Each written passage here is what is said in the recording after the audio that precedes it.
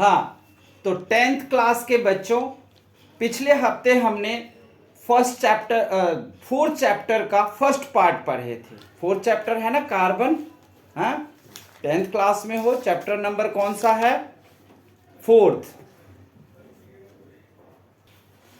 तो fourth chapter है, उसमें हम फर्स्ट पार्ट पढ़े थे। अब हम यहाँ पर आकर पढ़ेंगे, हमने क्या क्या पढ़ा था वो देखेंगे। कार्बन आयोनिक बॉन्ड करता है या कोवैलेंट बॉन्ड करता है, ये भी हमने पढ़ लिया था। हमने ये देखा था कि कार्बन के साथ क्या लिखा हुआ था, C4+ भी लिखा हुआ था और C4- भी लिखा हुआ था। इन सब का मतलब हमने बताया था। अगर आप लोगों को दिक्कत हो तो आप जाकर फर्स्ट पार्ट जाकर फोर्थ चैप्टर का देख लेना कि C4+ या C4- का क्या मतलब था। और ये भी देखा कि कार्बन जो है वो आयनिक बॉन्ड करता ही नहीं है, वो करता है कोवैलेंट बॉन्ड, लेकिन आयोनिक बॉन्ड करता है।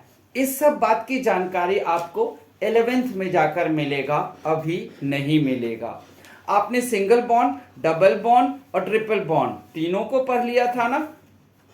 मैंने आपको हाइड्रोजन में सिंगल बॉन्ड दिखाया था, ऑक्सीजन में डबल बॉन्ड बताया था, और बताया था नाइट्रोजन में ट्रिपल बॉन्ड। इसके बाद दुनिया के सबसे हार्ड मटेरियल C60 है, जिसका नाम है बंकमिंस्टर फुलेरिन, ये भी हम आपको बता दिए थे।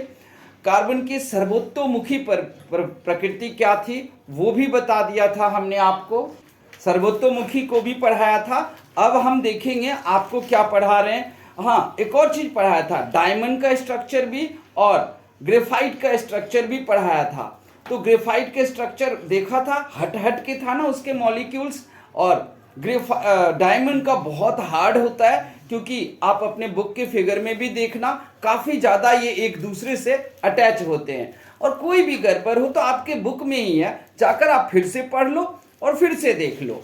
पार्ट फर्स्ट चैनल पर रखा हुआ है, फिर से देख लो, फिर से कर लो। वर्सटाइल नेचर ऑफ कार्बन मैंने बताया था कि कार्बन का वर्सटाइल नेचर का मतलब क्या, हिंदी में कहते हैं कार्बन का सर्वोत्तोमुखी प्रकृति।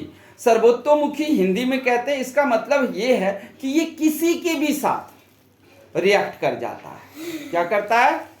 किसी के भी साथ ये रिएक्ट कर जाता है। मैंने ये भी बताया था कि कार्बन कहाँ क्या है, तो ये बताया था कि ऐसा कोई चीज ही नहीं है पृथ्वी पर जिसमें कि कार्बन नहीं हो।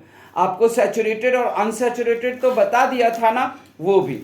आज जो हम इंपॉर्टेंट चीजें अब पढ़ने जा रहे हैं वो आप याद रखना, आइसोमर। क्या पढ़ने जा रहे हैं? आइसोमर। आइसोमर को पढ़ने के लिए आपको 3 बातों को ध्यान देना पड़ेगा, एल्केन, एल्कीन और एल्काइन। ठीक है ना? तो एल्कीन, एल्केन और एल्काइन का आपको फॉर्मूला लर्न करना पड़ेगा। और फॉर्मूला क्या है एल्केन का, वो आप देख सकते हो, CnH2n+2। एल्कीन का क्या है? CnH2n। और एल्काइन का क्या है? CnH2n-2। अब आप लोग तो एक बात जानते हो, n का मतलब क्या होता है? Natural number. अब अगर CnH2n+2 है तो आप n की जगह पे 1 पुट करोगे, फिर क्या पुट करोगे? 2, फिर क्या पुट करोगे? 3, और इस तरीके से आपको एल्कीन ग्रुप के जो कार्बन के एलोट्रॉप्स हैं वो निकलते जाएंगे। बस आपको क्या याद रखना है? मिथ, इथ, प्रोपा, बूटा, पेंटा, हेक्सा, सेप्टा, ऑक्टा, नोना, डेका, ऐसे बस। अब इथ आएगा तो एन, जब एल्केन आएगा तो उस श्रेणी की चीजें कैसे पकड़ोगे? इथेन, ठीक है, मीथेन, फिर क्या पकड़ोगे? Propane, butane. और एल्कीन ग्रुप का आ जाएगा तो इथीन, प्रोपीन, बुटीन। और एल्काइन ग्रुप का आ जाएगा तो कैसे पकड़ोगे? Ethyne, propyne, butyne, pentyne, hexyne, nonyne, डेकाइन।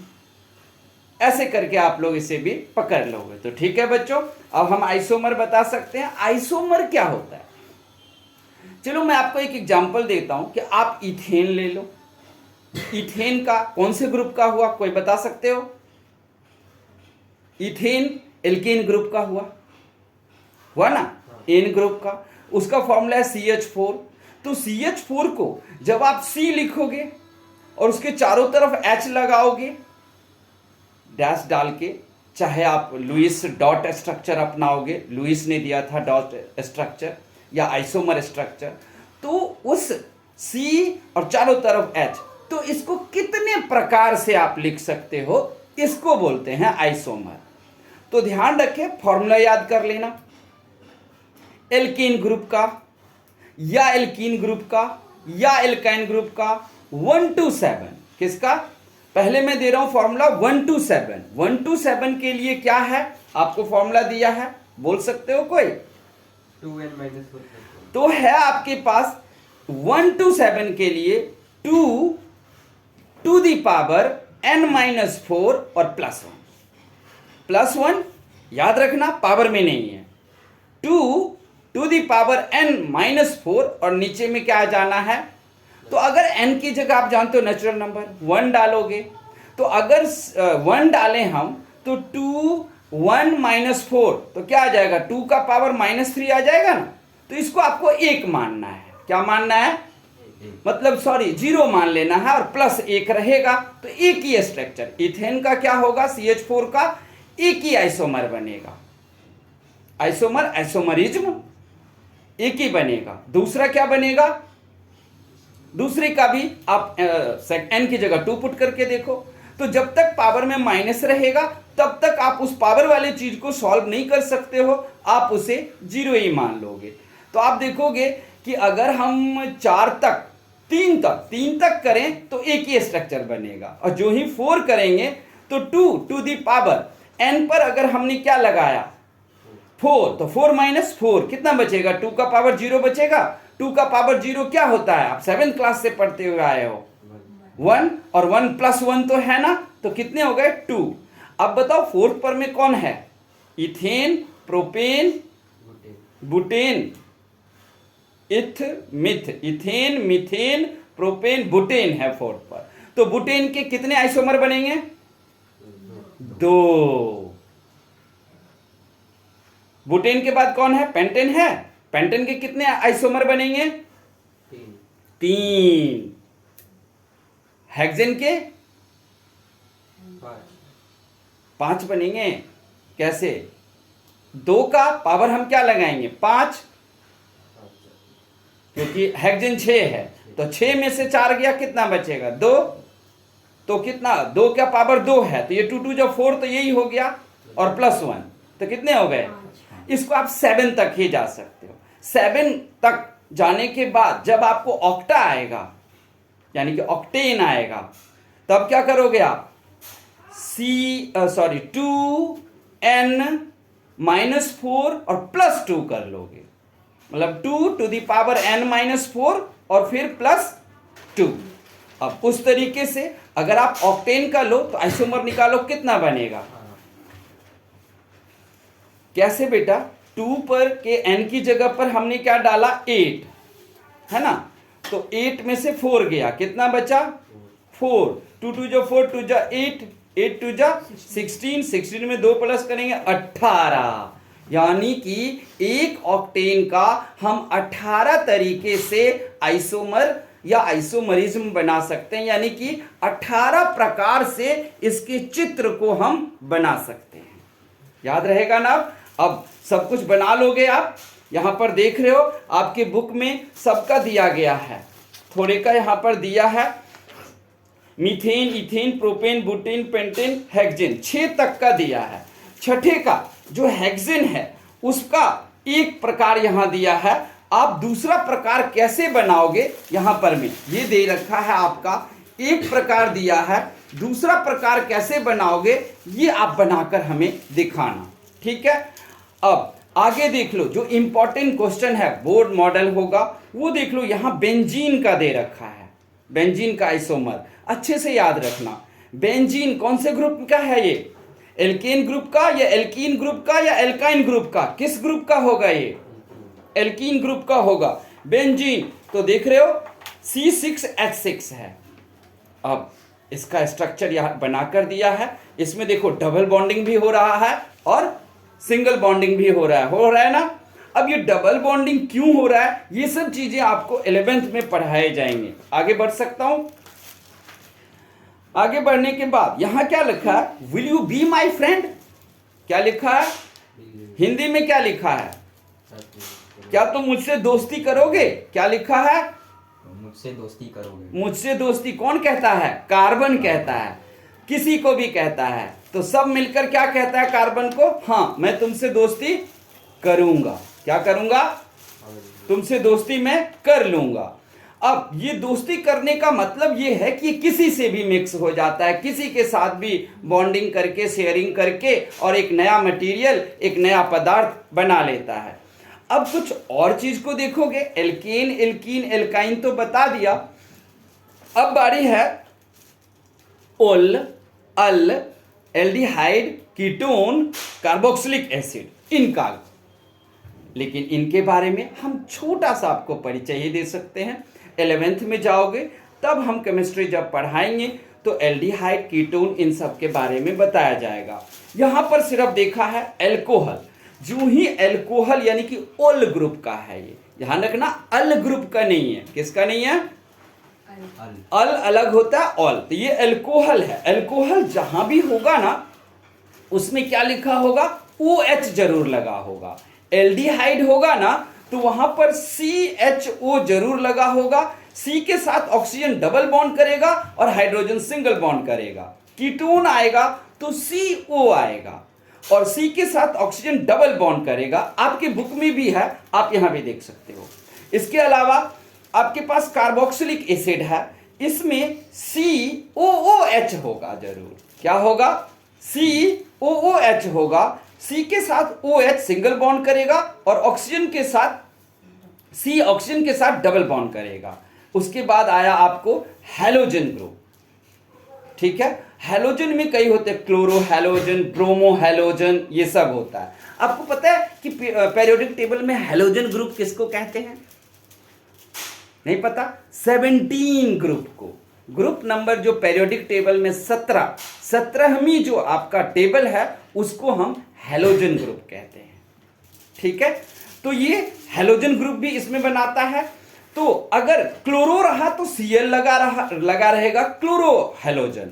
और अगर ब्रोमो रहा तो ब्रोमो हैलोजन भी हो सकता है, उसमें Br लगा रहेगा। और याद रखना कि क्लोरो है तो Cl लगा रहा होगा, सिंगल बॉन्ड करेगा। और ब्रोमीन यानी कि Br लगा रहेगा और वो भी सिंगल बॉन्ड करेगा। ये सब हो गया हैलोजन ग्रुप। तो आगे बढ़ें, halogen group, alcohol group, aldehyde group, ketone group और कार्बोक्सिलिक ग्रुप हो गया। अब आगे बढ़ते हैं। अब यहां पर आते हैं नोमेनक्लेचर ऑफ कार्बन कंपाउंड, जो मैंने अभी आपको लिखवा दिया है।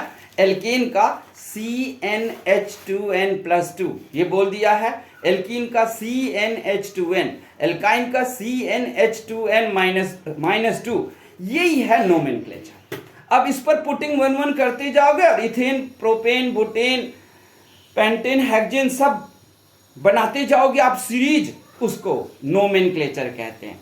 अब आप पूछोगे क्या ओल, अल यानी कि अल्कोहल यानी कि मेथनॉल और मेथनल, इसका भी फॉर्मूला होता है। एल्डिहाइड का भी ऐसा फॉर्मूला होता है, कीटोन का भी ऐसा फॉर्मूला होता है। हाँ जी, सबका ऐसा फॉर्मूला होता है, वो आप सब लिखवा देंगे और लिख सकते हो। क्या आप पूछोगे कि CnH2n+2 जो बोला है, इस तरह का फॉर्मूला क्या कीटोन और एल्डिहाइड का होता है? हाँ जी, उसका भी होता है, वो भी हम आपको लिखवा देते हैं अभी थोड़ी देर में। यहाँ पर मैं एल्कीन का, आपके बुक में एल्कीन CnH2n दे रखा है और बोला है कि N जो है वो शुरुआत जब करना एल्कीन के लिए तो आप वहाँ पर में N नेचुरल नंबर होता है, 2, 3, 4 से शुरू करना एल्कीन के लिए। यहाँ लिखा हुआ है आपको। एल्कीन का भी शायद फॉर्मूला आपकी बुक में लिख कर दिया है या नहीं दिया है। उसके बाद एल्कोहल कुछ दिया है, CH3OH, C2H5OH, C3H7OH, ये सब के सब अल्कोहल ग्रुप के हैं, यानी कि OH जहाँ भी लगा रहेगा वही होगा। नोमेनक्लेचर भी समझ गए। प्रोपेन बुटेन सब लिखना सिखा दिया। अब आते हैं कि अगर मान लो ओल ग्रुप का आया तो कैसे पढ़ोगे? मेथेनल, प्रोपेनल, बुटेनल, हेक्सेनल, ऐसे ही पढ़ोगे ना। और ओल ग्रुप का अगर अल ग्रुप में आया तो मेथेनल, प्रोपेनल, ऐसे पढ़ोगे। अगर आपको कीटोन ग्रुप का आया तब कैसे पढ़ोगे? कीटोन ग्रुप का आएगा तो पढ़ना मेथेनॉन, एथेनॉन, प्रोपेनॉन, है ना, बुटेनॉन, कीटोन ग्रुप में, ऐसे करके आपको पढ़ना है। अब आते हैं chemical properties of carbon compound. Carbon के जितने भी कंपाउंड्स होते हैं उनके केमिकल प्रॉपर्टीज क्या हैं। तो सबसे पहले केमिकल प्रॉपर्टीज को देखने के लिए आपको केमिकल एक्सपेरिमेंट करना पड़ेगा। तो उसके लिए सबसे पहला इसका है प्रयोग कंबशन। तो आप लोग कंबशन जानते हो, व्हाट इज कंबशन? हिंदी में दहन कहते हैं। when a substance burns and release heat and light एक ही बात हो गया। when a substance burns and release heat and smokes, this is called combustions। लेकिन कभी कभी कंबशंस में स्मोक या हीट या फ्लेम नहीं निकलता है, ऐसे कोयला बनता है। जब पृथ्वी के अंदर में, आप लोग जानते हो कि लकड़ी से ही कोयला बनता है पृथ्वी के अंदर दब जाने से, तो वहां पर कंबशन दो तरह के होते हैं।